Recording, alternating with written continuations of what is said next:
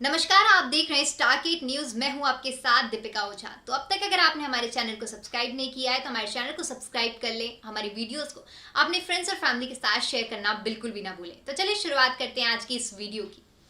दिल्ली वालों के लिए साल 2020 एक आपदा भरा साल बनकर आया है। दिल्ली दंगों से लेकर कोरोना महामारी तक का सामना किया, लेकिन अब देश की राजधानी दिल्ली को इसी कोरोना काल में 45 बार भूकंप के झटकों का सामना करना पड़ा है। जी हां, आपको बता दें कि दिल्ली और एनसीआर में बीते कुछ समय में 45 बार भूकंप के झटके महसूस किए गए। हालांकि हर बार इन भूकंप का केंद्र अलग होता था और रेक्टर पैमाने पर इनकी तीव्रता भी अलग होती थी। लेकिन एक सवाल यहाँ पर आकर खड़ा होता है कि इतनी जल्दी भूकंप आने की क्या वजह है। तो चलिए आज की इस वीडियो में हम आपको विस्तार से बताते हैं कि दिल्ली और एनसीआर में इतनी तीव्रता से और इतनी जल्दी भूकंप क्यों आ रहे हैं।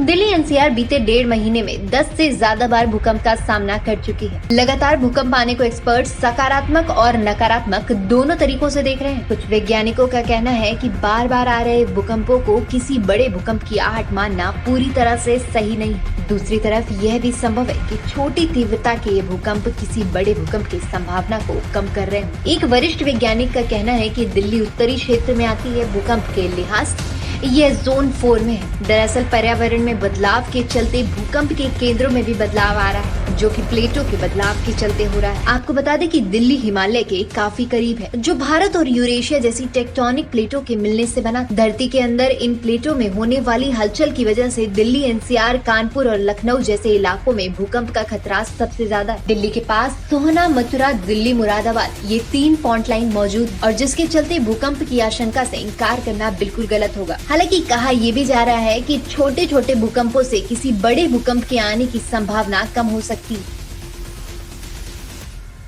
आपको बता दें कि दिल्ली का रिच क्षेत्र कम खतरे वाला क्षेत्र है। वहीं अगर मध्यम खतरे वाले क्षेत्र की बात करें तो इसमें शामिल है दक्षिण पश्चिम, उत्तर पश्चिम, पश्चिमी इलाका। दिल्ली का सबसे खतरे वाला क्षेत्र है उत्तर पूर्वी क्षेत्र।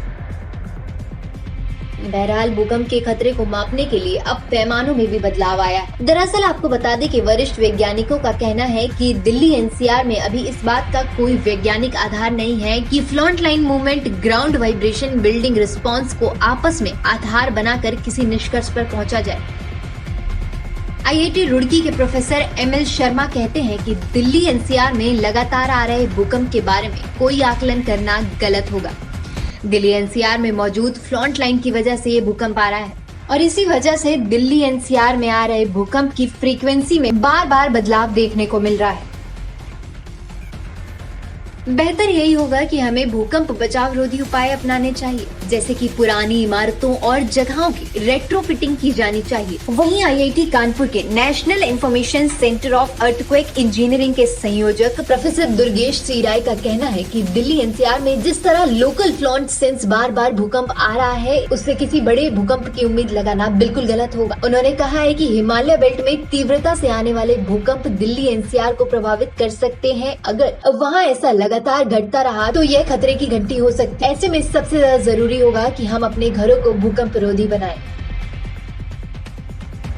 वहीं दिल्ली विश्वविद्यालय के प्रोफेसर आरबी सिंह का कहना है कि 90% भूकंप टेक्टोनिक प्लेट की मूवमेंट के कारण आते हैं। पहली बात, दिल्ली के करोल बाग में पुरानी दिल्ली के इलाकों में इमारतों का ध्यान देना काफी ज्यादा जरूरी होगा। इससे भविष्य में किसी बड़ी घटना से बचा जा सकता है। दूसरा, इन लगातार भूकंप को किसी बड़े भूकंप की आहट के तौर पर माना जा सकता है, पर मौजूदा समय में ऐसी कोई तकनीक नहीं है जिससे इस बात का आकलन किया जा सके कि भूकंप कब तक आएगा और ये भूकंप किसी बड़े भूकंप का अंदेशा है भी या नहीं।